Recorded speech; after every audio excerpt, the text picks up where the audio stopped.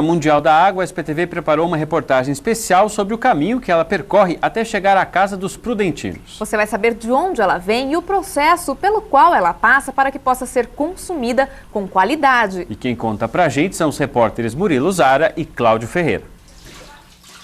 É difícil pensar em como seria o dia a dia de uma dona de casa se não houvesse água. São tantas as atividades, tanta coisa para fazer. Se a torneira estivesse seca, a dona Helena iria até ficar com sede, já que em casa ela só consome a água do sistema público. Buscava em mina, às vezes comprava água mineral, então a gente se adaptou mais pela água da torneira.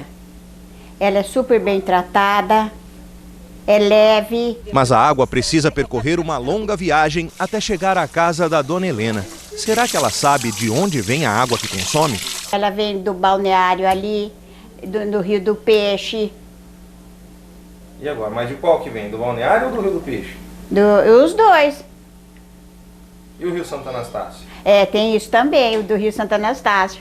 A água que abastece Presidente Prudente vem de 3 locais. Um deles é o Rio Santo Anastácio, que contribui com cerca de 30% da água na cidade. O balneário da Amizade também é mantido como uma fonte alternativa, mas não é utilizado em dias comuns. Isso porque o Rio do Peixe dá conta do recado, pelo menos por enquanto. A cada segundo, 500 litros de água desse manancial servem à população prudentina. Apesar dessa importância, a situação ambiental do rio preocupa. Esse ambientalista explica que anos de má ocupação agrícola e o desmatamento da vegetação às margens vem aumentando o assoreamento no leito do rio. Isso é prejudicial para nós? Sim, é prejudicial muito mais para o rio.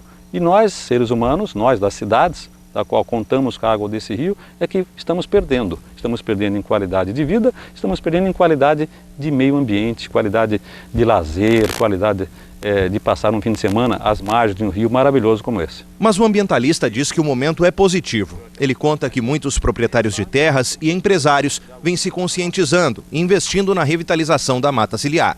Há 6, 7 anos atrás, quando estive aqui, inclusive fazendo uma denúncia aos órgãos ambientais, o usineiro que ocupa a área próxima ao rio, aqui à margem do rio, ele na época chegou a ser autuado e fez um trabalho então bonito e fez uma recuperação. Estamos hoje podendo observar que essa recuperação está contando aqui com 50, 60 metros. Há 7 anos atrás era 10 metros só, de pequena matinha aqui, que não poderia ser considerada mata ciliar, mas já era um começo. E hoje está com 60 metros. Então é um trabalho que a gente pode e tem que elogiar sim. E é isso que os demais empresários, usineiros, proprietários pequenos, grandes, não importa, tem que fazer. Um cuidado necessário, já que o Rio do Peixe é a principal fonte de água de Prudente.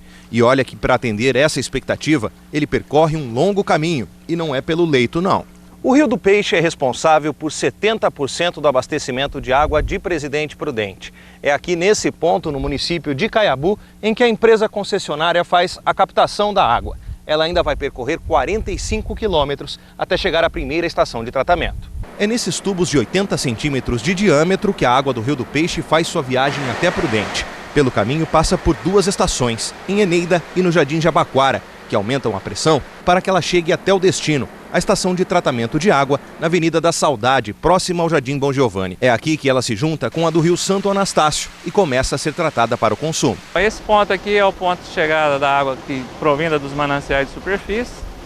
Essa água ela vai chegar dependendo das características e do clima, né? Se tiver período chuvoso, logicamente ela vai chegar bem mais carregada, tanto em termos de turbidez como cor e matéria orgânica.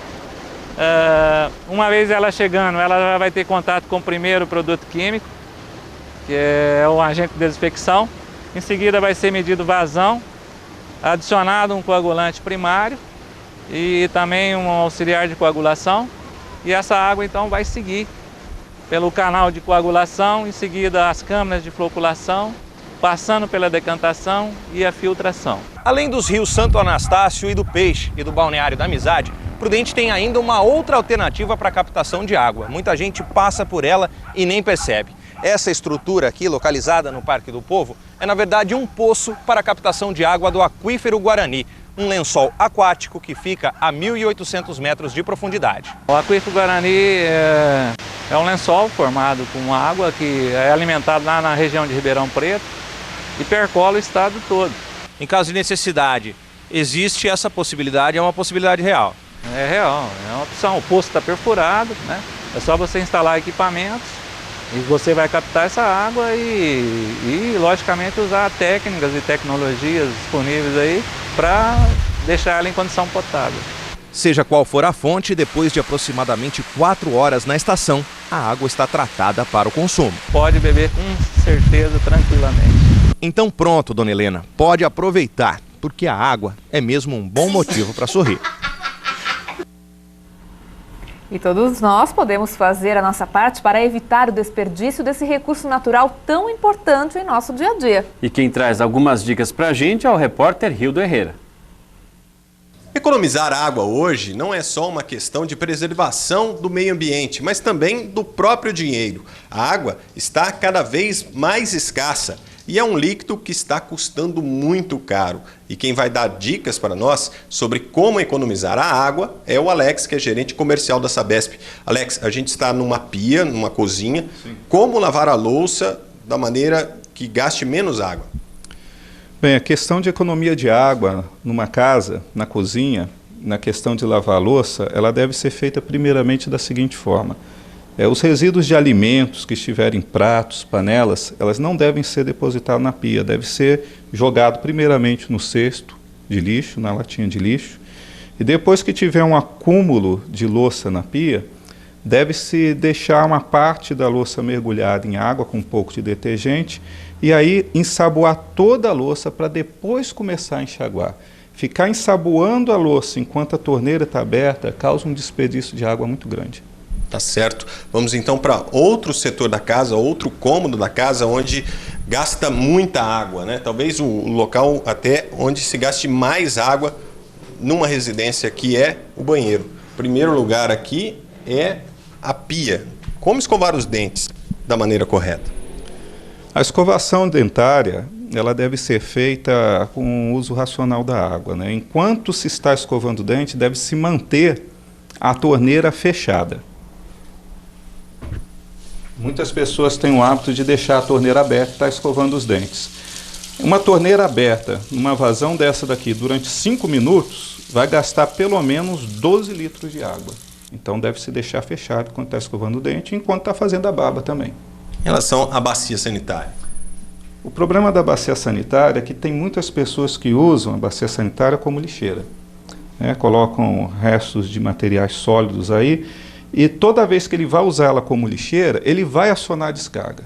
Quer dizer, além de estar fazendo uso indevido da rede de coletora de esgoto, e está gastando água desnecessária para jogar esse lixo embora. E esse lixo vai acabar fazendo o quê? Ele vai parar na tubulação interna da casa e futuramente vai causar um retorno de esgoto para a própria moradia. No chuveiro, como é que faz? Os banhos demorados são os grandes vilões. Um banho bem tomado não precisa ser mais do que 5 minutos. Durante 5 minutos, um chuveiro normal ele vai gastar em torno de 90 litros de água. Agora, banhos de 15 minutos já vai estar gastando aí mais de 200 litros de água em 15 minutos de banho. Então, um banho bem tomado é o banho que se molha, fecha o registro, ensaboa-se, abre o registro, enxágua-se. Em 5 minutos é o suficiente para tomar um bom banho.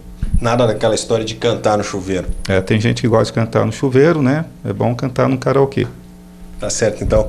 Obrigado, Alex. Bom, a gente continua andando aqui pela casa. Agora a gente vai conversar com a dona da casa, que é a dona Lourdes. Dona Lourdes, por favor, a senhora estava aqui, a senhora ouviu todas essas dicas, aprendeu alguma coisa? São ótimas as dicas e essa consciência não tem que ser só hoje, que é o Dia Mundial da Água, né? Tem que ser todos os dias, né? E a gente acaba esquecendo. É muito bom que vocês façam esse trabalho. E você hoje, a senhora hoje, a partir de hoje, tomando todos esses cuidados, fazia alguma coisa errada ou não?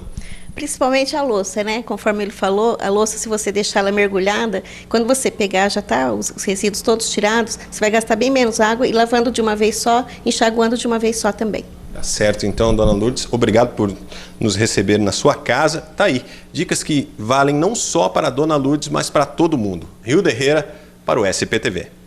E essas dicas a gente sempre fala, né, mas elas sempre merecem ser aí reforçadas, né? Até porque, como disse a dona Lourdes, a gente sempre se esquece, então é preciso relembrar frequentemente. É verdade. Bom, e por hoje é só. Fique agora com o Globo Esporte.